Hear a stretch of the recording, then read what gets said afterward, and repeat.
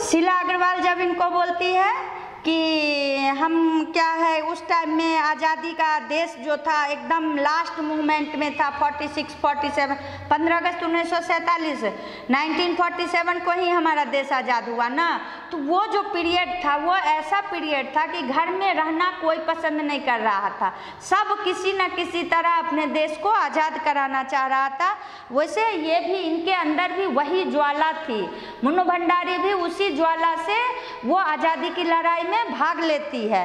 कैसे कैसे भाग लेती है? प्रभात फेरी, सुबह सुबह morning, early in the morning जो प्रेयर होता है 26 जनवरी को जो हम लोग लगाते हैं। पर लेकिन ये तब का था कि सब सोया हुआ रहता था और सबको जगाना कि उठ चल, देश के लिए हमको लड़ाई करना है। प्रभात फेरियाँ, हड़तालें, जुलूस, भाषण, हर शहर का चरित्र था और पूरे दमखम और जोश खरोश के साथ इन सब से जुड़ा हर युवा उन्माद में था। अब क्या कहता है कि उस समय 1946-47 का टाइम हमारे इंडिया का कैसा था? तो मॉर्निंग प्रभात फेरी, हर जगह हड़ताल, हर जगह जुलूस, सब क्या कह रहा था? हमको आज़ादी चाहिए, हमको आज़ादी चाहिए। किसके विरुद्ध? अंग्रेज के विरुद्ध।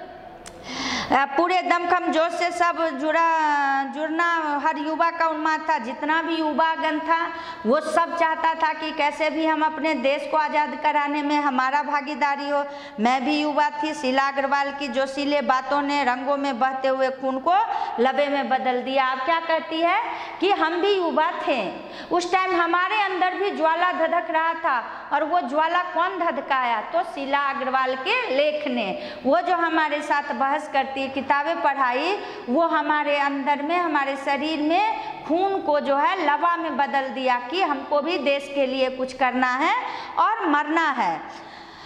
जोशीले खून को लवा में बदल स्थिति यह हुई कि भावंडर शहर में मचा हुआ था। एक घर में था और एक घर में पिताजी की आज़ादी की सीमा यहीं तक थी कि उनकी उपस्थिति में मैं घर में आए लोगों के बीच बैठूं, उठूं बैठूं, जानूं समझूं, हाथ उठाकर नारे लगाते हड़ताली। अब क्या है कि अब इनका क्या था, जो उस टाइम में हर जगह नारा शोरगुल हल्ला था। अब इनका पिताजी को ये मंजूर नहीं था कि हमारी बेटी रोड पे जाके हड़ताल करे या नारेबाजी करे। उनके पिताजी चाहते थे कि जितना भी पॉलिटिशियन आता है उसी के साथ बैठे और उसका सिर्फ बहस सुने। कहाँ सुने? घर के अंदर।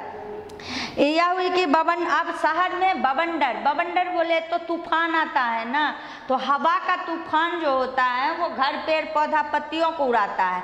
यहाँ क्या चीज़ का बवंडर था? तो आज़ादी का बवंडर था, स्वतंत्रता सेनानी, स्वतंत्रता की बवंडर था। हर आदमी सिर्फ एक ही मकसद से भारतीय खड़ा था कि हमको आज़ादी लेना है, चाहे जैसे हो।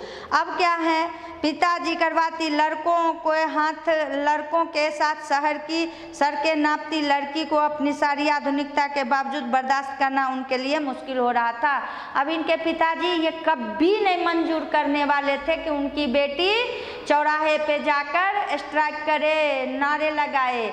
अब वो जो है, इनको ये भी डर लग रहा था कि अगर हम बाहर जाके इन्वॉल्व होते हैं इस लड़ाई में, तब हमारे पिताजी हमको सपोर्ट करेंगे या हमारे अगेंस्ट जाएंगे, ये भी डर इनको था। हाँ, निषेध सारी वर्जन, सारा भय कैसे ध्वस्त हो जाता है यह तभी जाना। और अपने क्रोध से सबको थरथरा देने वाले पिताजी से टक्कर लेने का जो सिलसिला तब शुरू हुआ, जैनेंद्र से शादी के तब तक वह चलती रही। अब क्या बोलती है कि हमारे पिताजी, हमको डर लग रहा था कि हम अगर बाहर जाके नारा लगाएंगे, जोशीला भाषण देंगे, तब हमारे पिताजी गुस्सा होंगे। लेकिन उसको वो भूल जाती है कि पिताजी को जो करना है सो करे, हम तो क्या करेंगे, हम तो देश को आज़ाद कर रहेंगे। और अपने पिताजी के डर को छोड़कर यह क्या है, पॉलिटिक्स में इन्वॉल्व होकर चौक पे नारा लगाना, भाषण देना सब स्टार्ट करती है। अब क्या बताती है कि हमको पिताजी से टक्कर लेना बोले तो पिताजी का बात नहीं सुनने का सिलसिला तब तक चला जब तक ये शादी नहीं हो जाता। ये अपने पसंद से शादी करती है, तब भी इनके पिताजी इनके अगेंस्ट ही थे। यश कामना, बल्कि कहूँ कि यश लिप्सा पिताजी की सबसे बड़ी दुर्बलता थी और उनके जीवन की धुरी था कि वह सिद्धांत की व्यक्ति को कुछ विशिष्ट बनकर जीना चाहिए, कुछ ऐसे काम करने चाहिए कि समाज में उसका नाम हो, सम्मान हो, प्रतिष्ठा हो, वर्चस्व हो।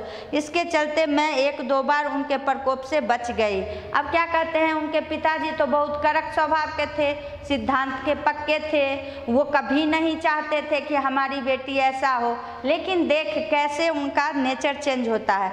एक कहानी बताती है कि एक बार कॉलेज से प्रिंसिपल का पत्र आया कि पिताजी आकर मिले और बताएं कि मेरी गतिविधियों के कारण मेरे खिलाफ अनुशासनात्मक कार्रवाई क्यों न हो। अब क्या हुआ, ये जो कॉलेज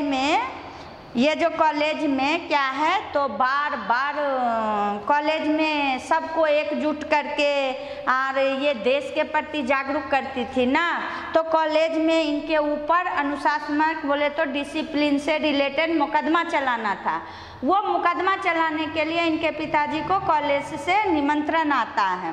अब क्या है, जाइए पत्र पढ़ते ही पिताजी आग बबूले हो गए। अब इनको पिताजी को बुलाया गया कॉलेज में। क्यों बुलाया गया, तो इनके बेटी मुन्नू भंडारी के ऊपर केस चलने के लिए कि ये गलत काम करती है, ये लड़की लोग को उकसाती है। यह लड़की मुझे कहीं, जैसे ही लेटर आके जैसे ही उनके हाथ में मिलता है, आग बबूला होना बोले तो क्रोधित होना। अब इनके पिताजी के हाथ में वो लेटर आया।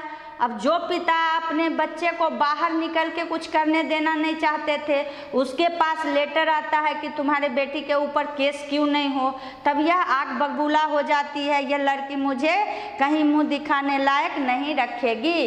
क्या कहते हैं, जो ये लड़की ऐसी है जो हमको किधर भी मुंह दिखाने लायक नहीं रखेगी। नेक्स्ट पार्ट में बताएंगे।